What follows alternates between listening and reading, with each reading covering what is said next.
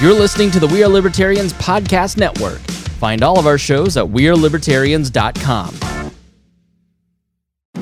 Are you a diehard comic book collector? Or maybe a lapsed fan? Maybe even someone who has never picked up a comic book in their life. Hi, I'm Remso Martinez. And I'm Mark Claire. Every single Wednesday at the Second Print Comics podcast, Remso and I take a deep dive into the storylines, character arcs, moments, and events that made us the fans we are today. Tune in every Wednesday for new episodes available on iTunes, Stitcher, Google Play, and wherever else podcasts are available. Check out more from the Second Print Comics podcast at secondprintcomics.com.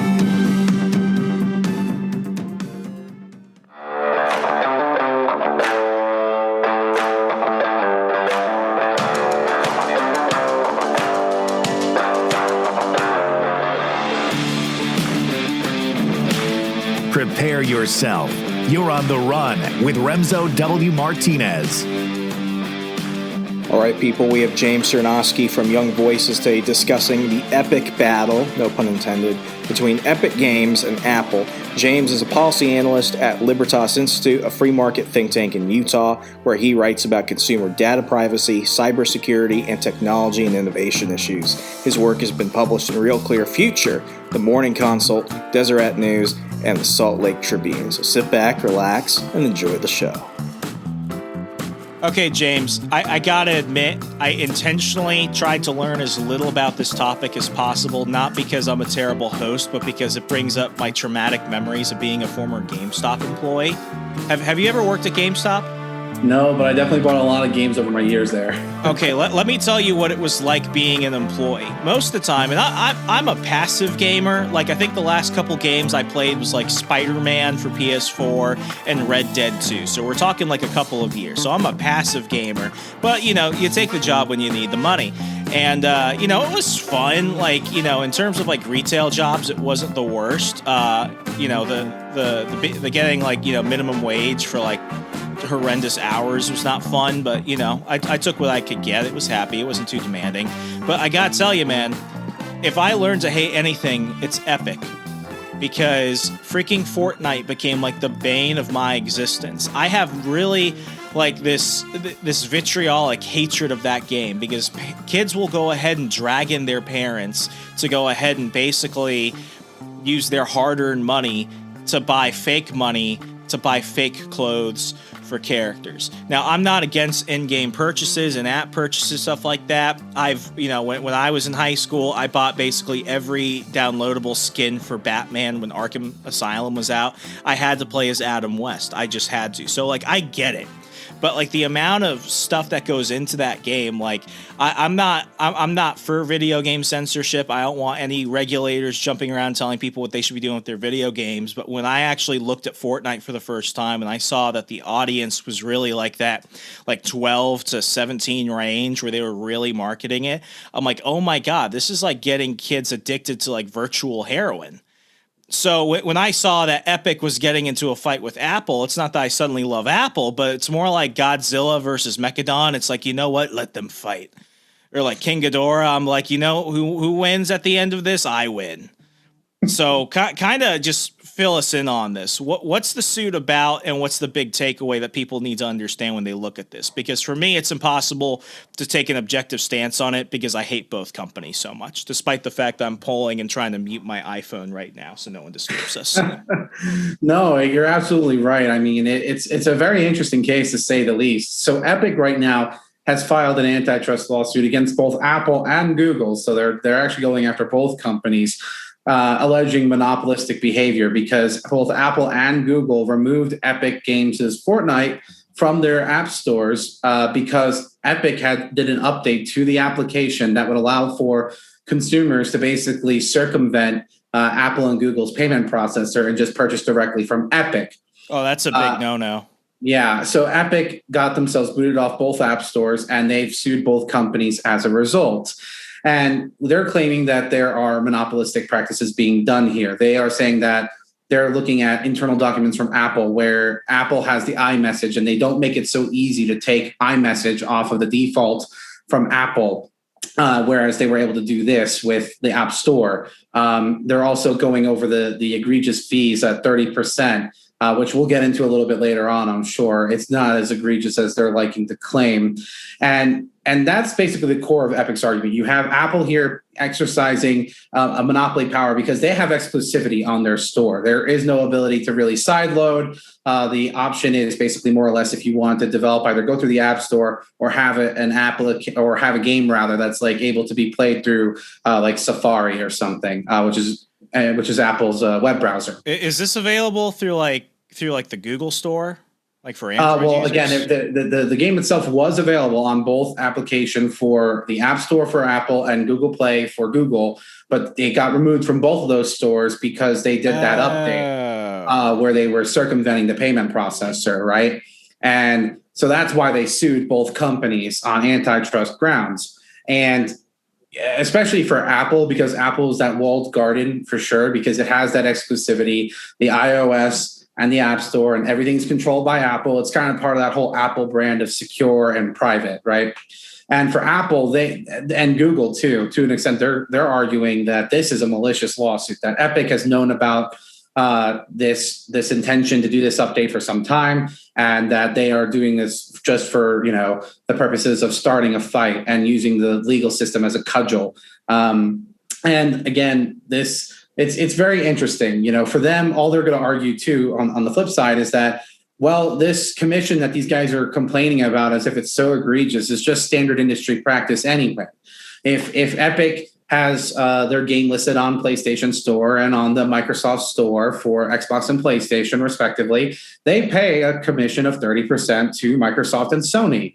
And they're just saying, hey, we're just doing what everybody else is doing. And we're also developing a product here that consumers want, engage in, feel safe with interacting with. And we've developed a user base that is attractive for developers to gain access to from a market perspective. So yeah, there's going to be a transactional cost to doing that. You can't just get it for free. And that's their accusation about Epic, is that Epic is more or less trying to have everything. They want to go and have access to the user markets that these companies have developed, and not have to go and pay these companies that have built up those user markets and not have to pay for it. So it's a very interesting case. Yeah, and I mean, it also brings up, because when I was at Parler, I can talk about this part, but like we had an issue because there used to be a feature called tipping where you could actually go ahead and like send money to each other. So you could actually tip one account to another. The problem is when you do that, you become like a pseudo banking operation because you're a money changer.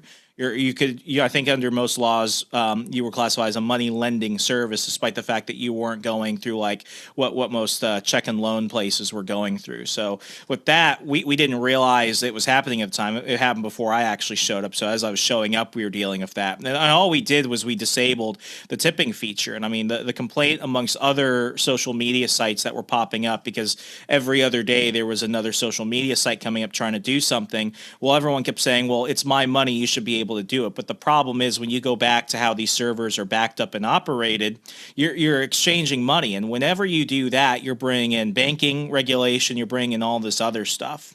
And usually what you hear from people that are against this is, well, it's our right. And then once they realize that it's not really your right to go ahead and do that, then they come down to, oh, well, Apple is charging too much. And it's like, well, why are they doing that? It's not because they're getting the full commission of that. It's because of the bank transfer fees, because you're treating it like a credit card almost. So it's just to make sure that they can go ahead and keep the servers and everything on their end, so that way you could develop your apps and everything else. I mean, this isn't the first time I've heard of an issue of Epic. Josh Hawley, not my favorite senator, he brought up a good point saying that Fortnite was essentially the equivalent of online gambling, because when you look at their loot box and I'm probably getting the terminology wrong. I hate Gen Z, so I'm going to keep doing it. But like in terms of like their mystery loot boxes, he actually backed up the research to go ahead and prove this. So I can't disagree with him on this. It was essentially the same function as, let's say, you were doing in-person or online, slot machines. So, with that said, like, I kind of get it. I kind of don't. But when it comes to Epic, they tried saying it's not. But when you look at the function and everything else, it was essentially online gambling.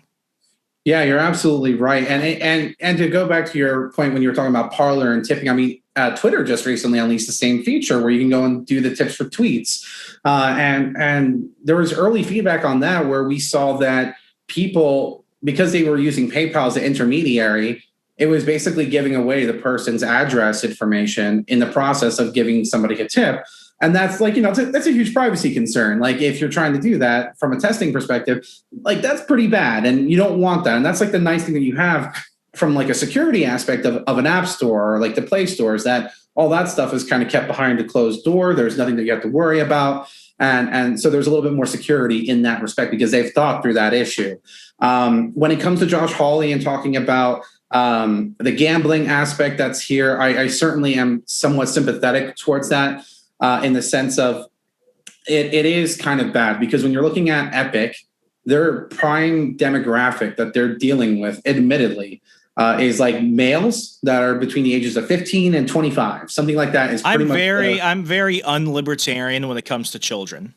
Yeah, and that's my viewpoint. Like, if you're not old enough to pay taxes, like get married, smoke, go die in the military or something, I'm very totalitarian when it comes to what you can and can't do online. No, and that's where I have some sympathies because it's not like I'm 27 years old, and if I want to engage in loot boxes with games.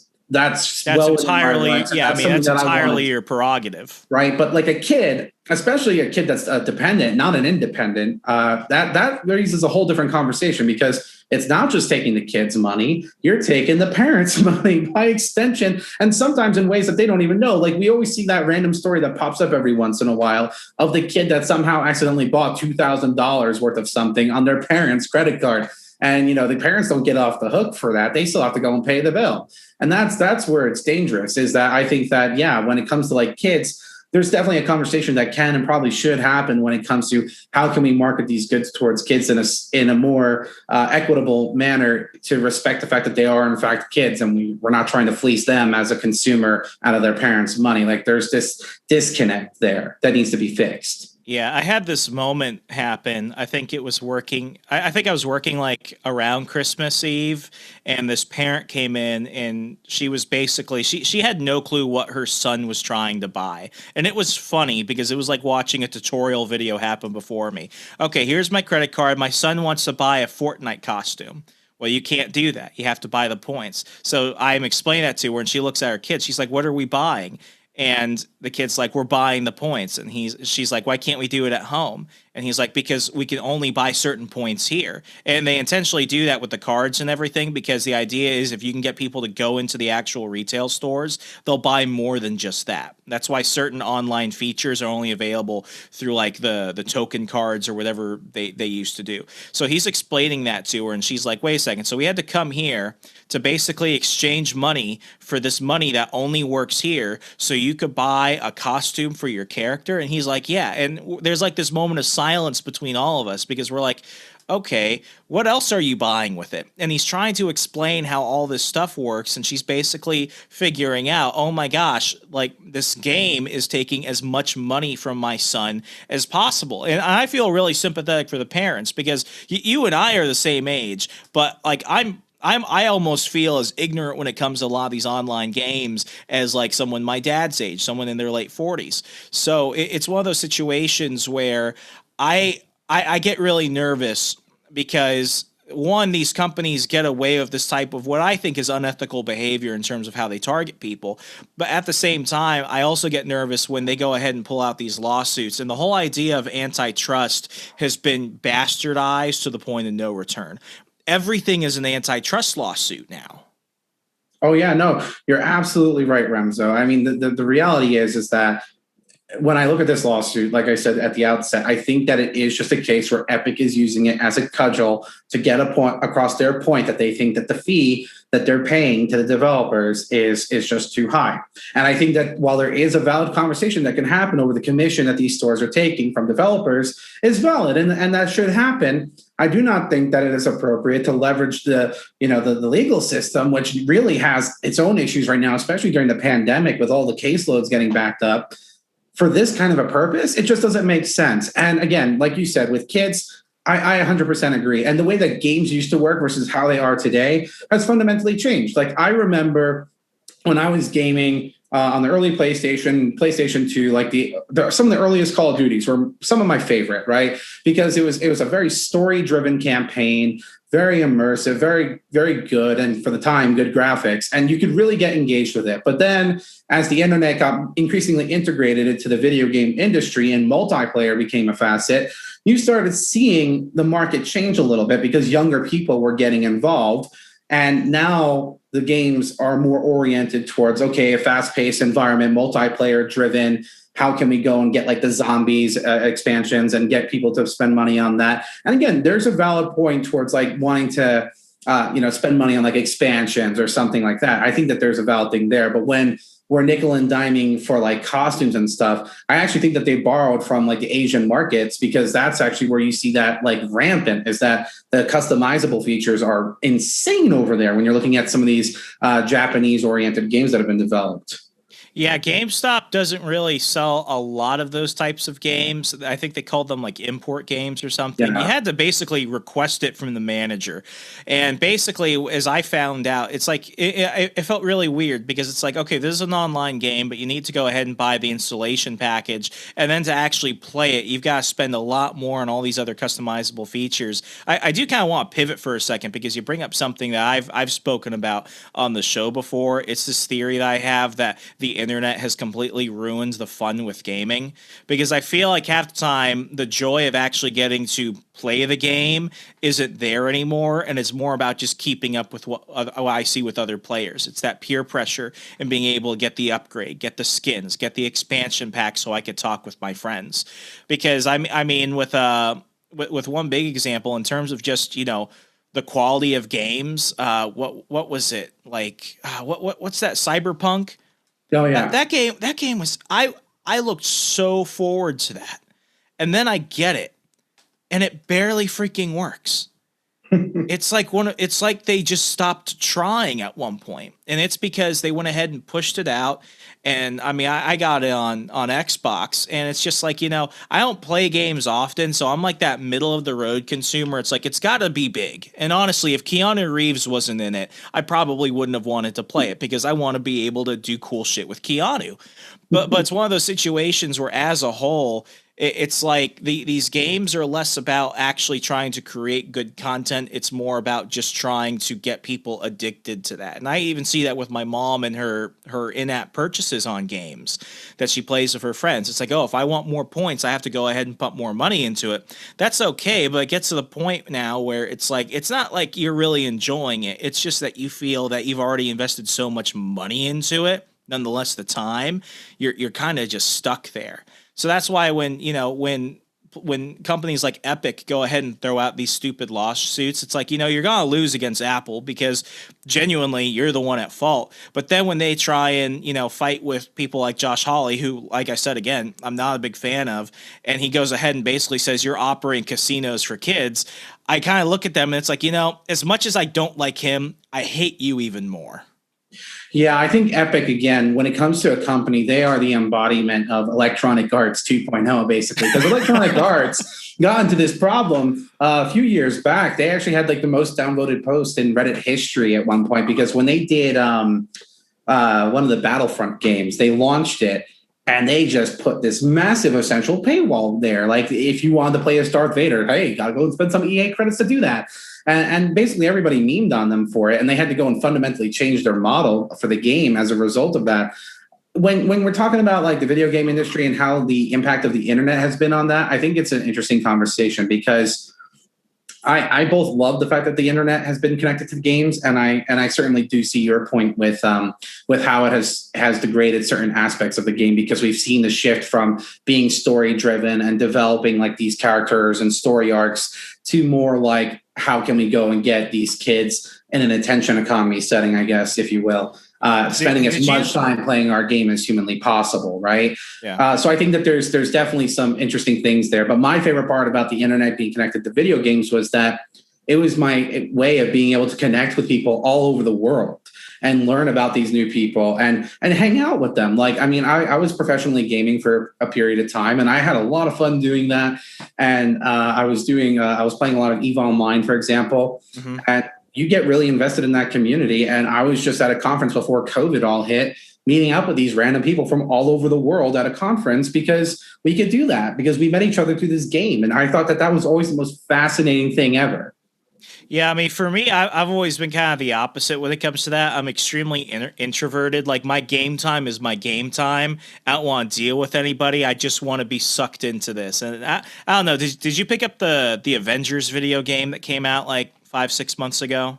Oh, no. I saw that and I was like, no, that's Marvel trying to fleece me for $60 plus tax. Like, no, thank you. And I was so disappointed. So I didn't like as big of a, like, I'm more of a comic book superhero nerd than I am anything else. So that was the only reason why I really wanted to play it. But I also realized it's like, I'm not just buying this one time. More money's going to go into it. So I tricked my brother into buying it. And I was like, I can play it when you're done, right? He's like, you can go ahead and play it first. I'm still in school. And I'm like, yes.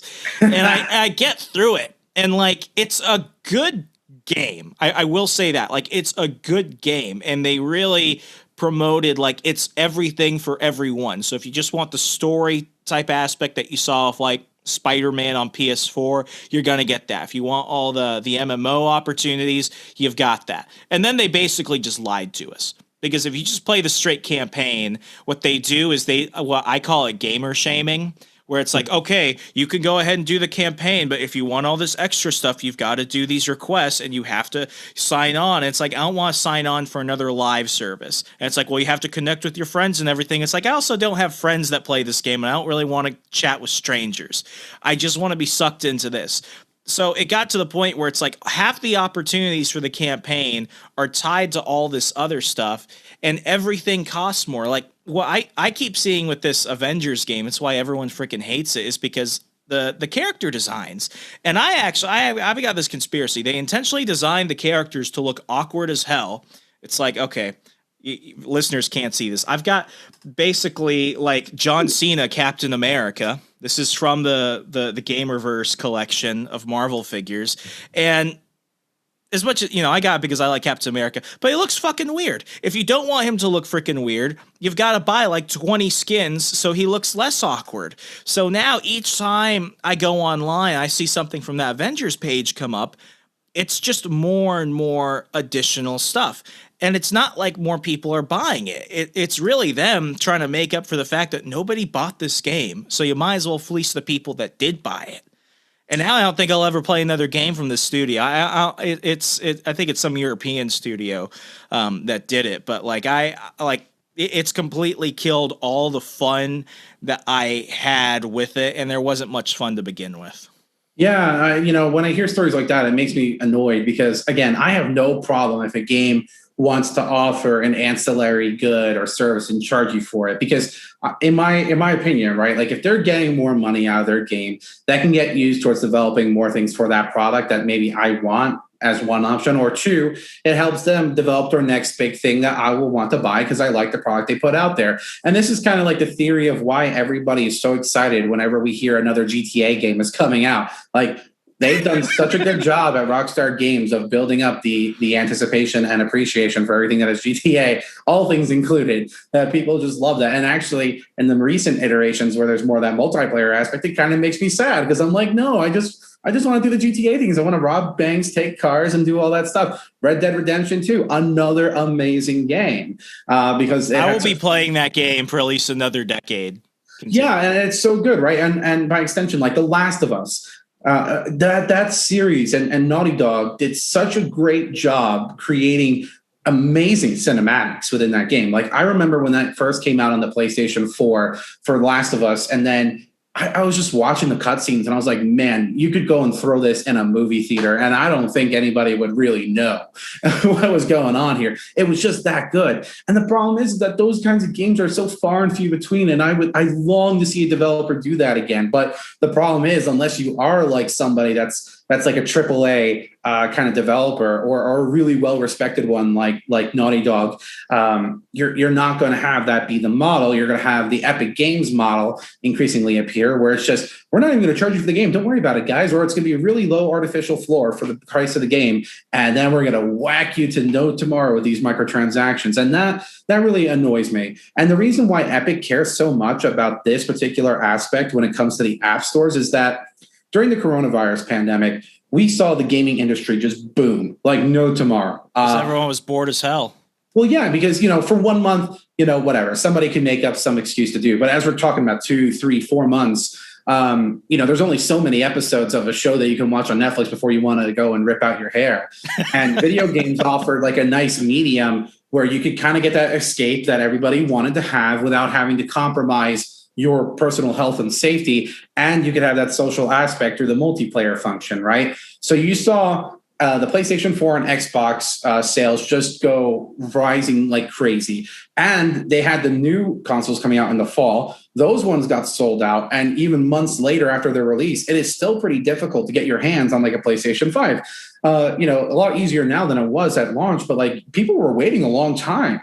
And as this mobile gaming industry is growing, it's actually one of the fastest growing segments of that digital economy. And what that means is that if more people are getting involved in mobile gaming, and Fortnite is extremely popular, it has that name brand recognition, everybody wants to do it, that means more people are going to use their game. More people are going to do in-game purchases. And if they have to go and use Apple's App Store or Google's Play Store, that means that they're going to have to increasingly pay out more money to Google and Apple. And Epic, being the greedy game developer that it is like, well, we don't want to do that at 30% a clip. And again, I think there's a vital conversation about what that commission rate should be. But again, to go and use the lawsuit and to use the legal system to do it is just so wrong. Like, I get it, but come on, guys. Yeah, I think it was from Business Insider I saw recently. A couple other places reported it, but Microsoft basically announced that they've never actually made profit from an Xbox console. And I think for a lot of us that have paid attention to how these companies work, we all looked at it and we're like the pricing markup and everything. It was mainly make money for the stores, but even like Best Buy and GameStop, they don't make money off the consoles. Where they make their profit, at least with GameStop, it wasn't even from new games. It was from the merchandise along the wall, the action figures, the shirts and that stuff, and the used games. Oh, yeah. I think that's where they actually made their profit. So, like, I wasn't too surprised of that. And I think it would have been that way irregardless as to how mobile gaming really succeeded. Because over the past 5 years, especially, like, we saw the big boom, especially as more, middle income and lower income Americans were able to access things like smartphones and stuff like that. So the pool of people comes in, and what they want is they want the best bang for their buck. They don't need to go ahead and spend all this money on the new console. But going back to a moment ago, so I think you and I both are on the same page that, like, Epic's not going to get far with this lawsuit. It just at its face value, they're obviously in the wrong. They're just trying to save what they possibly can. Let's assume that they actually win. What are the repercussions for the industry at large if they actually get away with this? Well, I actually think that it's a problem for consumers ultimately, because maybe what you're going to see is an increased variation for where like developers want to post their games on certain app stores, right? Like Epic technically has its own app store. And if this passes, they could theoretically have their own app store that you could download. And where that becomes a problem for the consumer is that it's increasing search costs, right? So it's a lot more difficult for you to get access to games than you otherwise would have. So I think that that's something that gets overlooked in that conversation. That's one thing. And then two, I do kind of worry about the security aspects. Like, at least with Google and with Apple, I don't necessarily have to worry about them being in any kind of trouble when it comes to data breaches or anything like that, because they do have top of the end security. Meanwhile, one thing that we found out during this trial was that one of the people that was being cross-examined by the Apple lawyers might have accidentally said something to the effect of that Epic was being investigated by the Federal Trade Commission for violations of COPPA laws, which is all about child's online privacy. And you're like, people, you don't see my face, but my eyes just lit up like, what? Yeah, and so you hear that, and you're like, huh. And you want to let these guys have a store on their own where they could collect potentially more people's data to go and possibly have these problems. it's really problematic. So I think that consumers lose out in a lot of ways because now they have to go digging around as to what app store has what they want on it. I think developers lose out because they don't have as much exposure as they otherwise might have. And I think that there's a huge privacy concern that might come up as a result of this if we have people that are further down the chain, so to say, increasing the number of transactions they do that aren't as secure as, let's say, Apple's payment system or Google's payment system. So I think that's the biggest thing. Yeah, I mean, what you just mentioned about accessibility to apps and making sure that you could find your stuff in the most convenient and condensed way possible. I mean, that almost sounds like what we're dealing with right now, streaming services.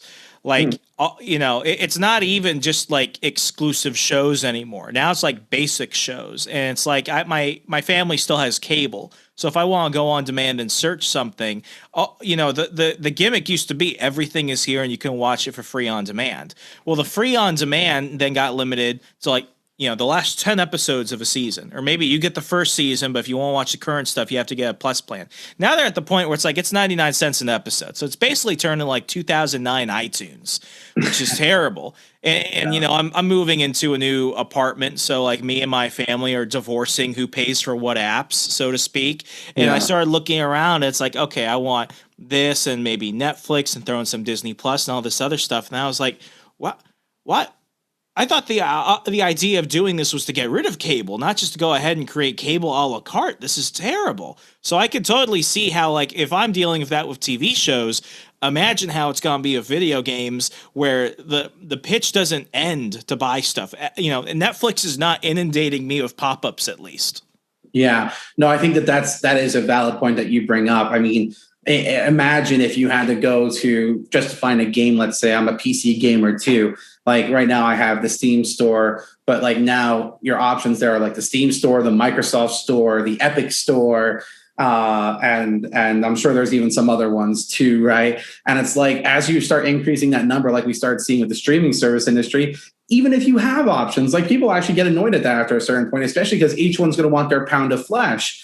And they're like, well, if I had to go and make a choice about what I want, I'm going to have my Netflix, I'm going to have my Hulu, and everything else is going to go and, they can pound sand, which is why I think it's interesting that you're starting to see, these combination of services get offered up where it's like, oh, you're going to get Disney Plus, you're going to get Hulu, and you're going to get ESPN Plus. So maybe you'll see something like that pop up too, where it's like you'll have bands of game stores come together, but still just from like a marketing perspective, how I can just see already how exhausting that's going to be for a gamer and how tedious that would be for a game developer, because they're going to be like, man, do I even know if this investment to give you the commission for sales is going to actually translate into anything?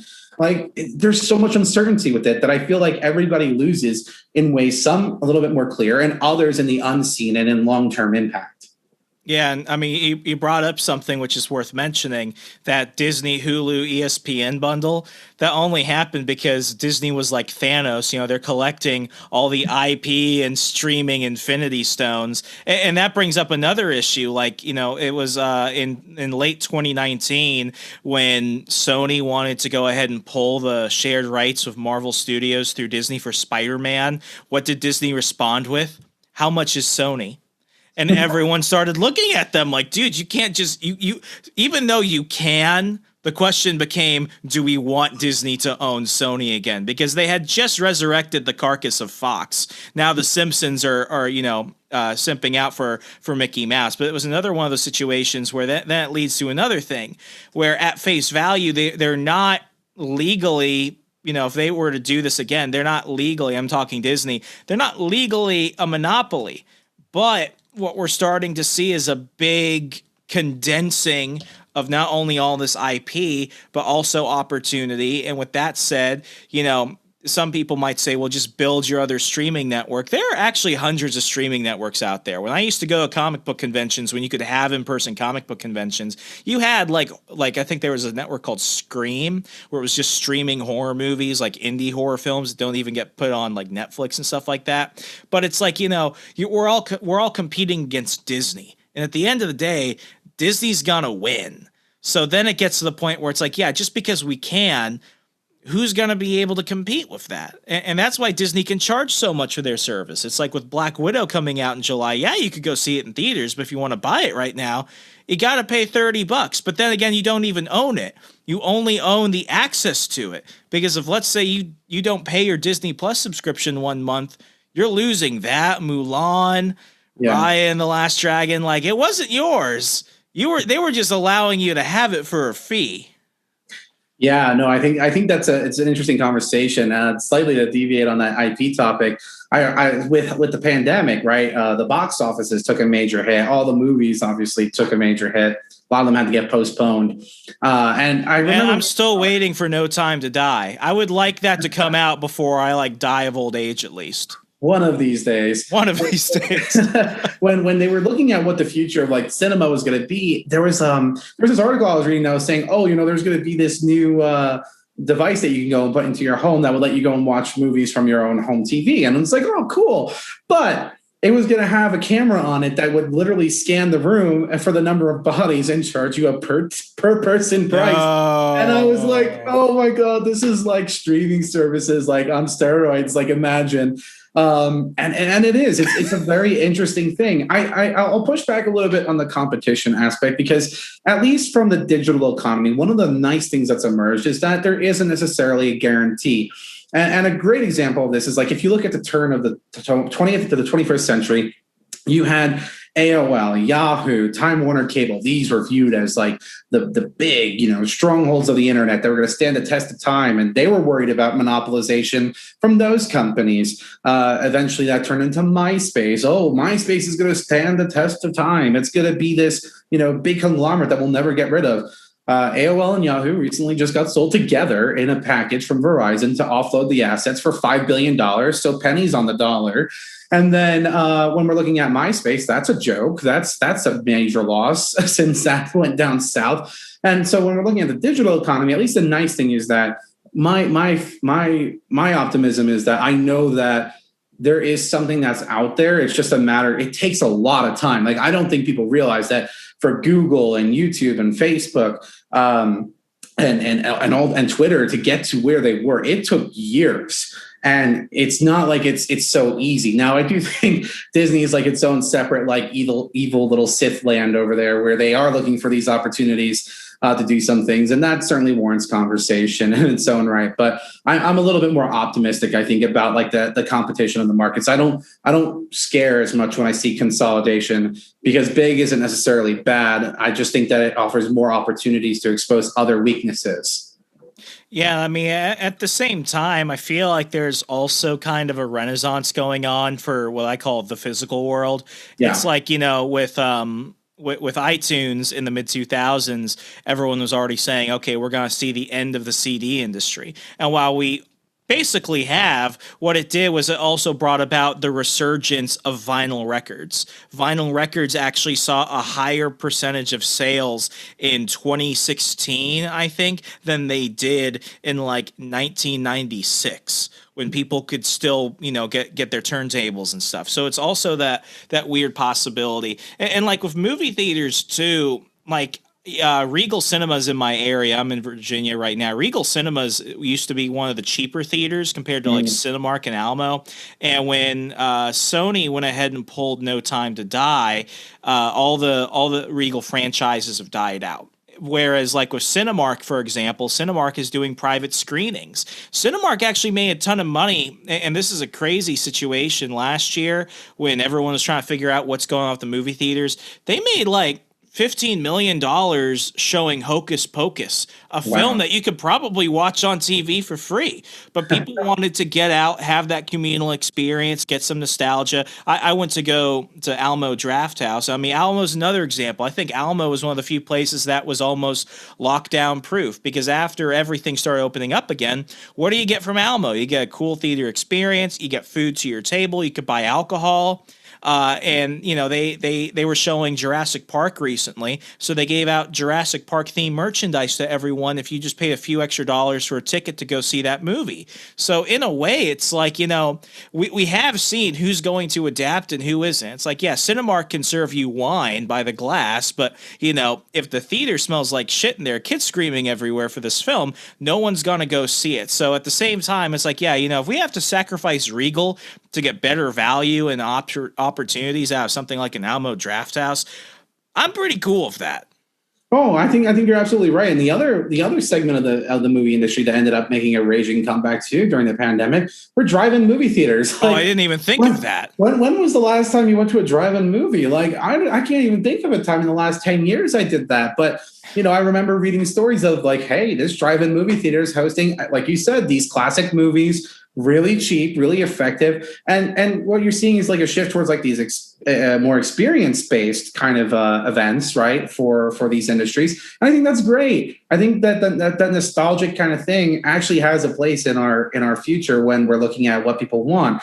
Kind of like what you said with the finer kind of cinema experience. It'll be interesting to see how companies and restaurants and all these different industries that were really hit hard during the pandemic are able to go and adjust and move forward. Because I'm not really sure or confident that, like, I know everybody wants to get back to like normal, but I'm pretty sure there's a significant portion of the population that's reticent to do that, which means that in order to attract that portion of the population, companies are going to have to innovate on the margins. So that has me very excited into seeing like where that's going to take us.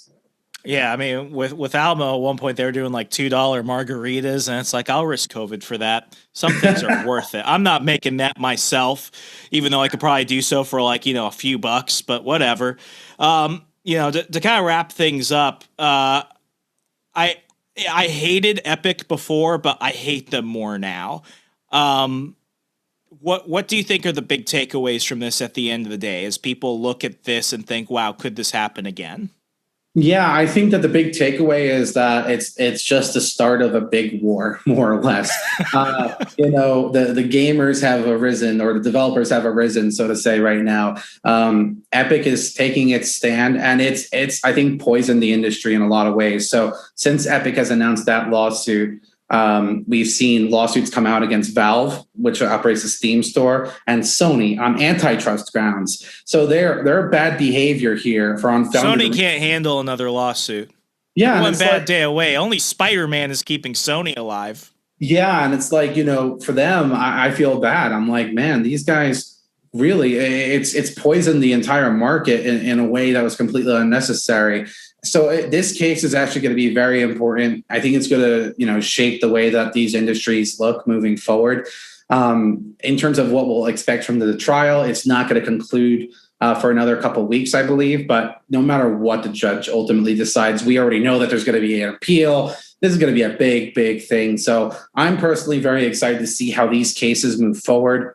And I genuinely hope that we're able to really tackle the problem of Epic in the long run, because their microtransactions are truly just egregious. And I really do feel bad because it is targeting kids. And I want to see them kind of own themselves a little bit better and become a better leader when it comes to putting out a good product that they can feel proud of, and not have people being like, yeah, you're fleecing kids to go and be the $29 billion company that you are today. Yeah. I mean, it's one of those situations where it's like, just because it's not illegal certainly doesn't mean it's ethical. I mean, I'm not big into like cancel culture or any of that stuff, but there is like a degree of social shaming. I always use Nike in the 90s as an example. It's like you can't just have like literal children like stitching your stuff together for like a penny a day. Like you've got to have some degree of humanity in that. And I mean, with gaming in general, it's one of those few things where it's like, people need the outlet, but it's like the outlet should make people feel better. It shouldn't make them worse. That's what I was always saying about social media. Social media should make people more connected. It shouldn't make them hate each other more. You're absolutely right. Actually, I've got one more question. I mean, this is just like when it comes to like stupid shit I see online, the number of people throwing out antitrust this or break up this or monopoly that, like, you think this is a fad? I have a feeling this is a fad, but this has been a fad where it's been like, okay, it's over now. It stopped being funny. Now it's getting kind of ridiculous now. You're saying that, but I don't think you know what that means. I honestly hope it's a fad, because at this point, then it should be in its 14 minutes of fame and it should hopefully be moving on. But the problem is that I'm not so sure that it's a fad. There's definitely some frustrations, I think, that have popped up over the past several years when we look at the digital economy, whether that's from social media platforms or apparently now with the video game industry, these app stores and whatnot. And I can understand the frustrations, but they're looking to these different areas for answers, and antitrust is just the latest route that they want to explore. I completely agree with you. It's like, no, that's not the answer, guys. And you're being short-sighted because there's blinders being put on. We're just so focused on big tech that we don't think about what happens if we fundamentally change the rules of antitrust when it goes beyond big tech. So there's a legitimate concern that I have there. And I hope that you're right, that it's a fad and that we are soon to move past it, because we've been in techlash now for at least the past 4 years on like high level. So I'm really looking forward for that to kind of like de-escalate soon. Absolutely. Only time will tell. Well, James, I learned a lot in this, and I know the listeners have too. If people want to catch up with you and see all your work with Young Voices and everything else, how could they do so? Yeah, people can follow me on my Twitter account at JamesCZ19, or you can go to the Young Voices website, which is young-voices.com, and check out my work there. Thank you so much. And folks, I'll make it easy for I'll go ahead and include everything in the show notes today, so that way all you have to do is scroll and click and go about your merry way. James, thank you so much for coming on the program.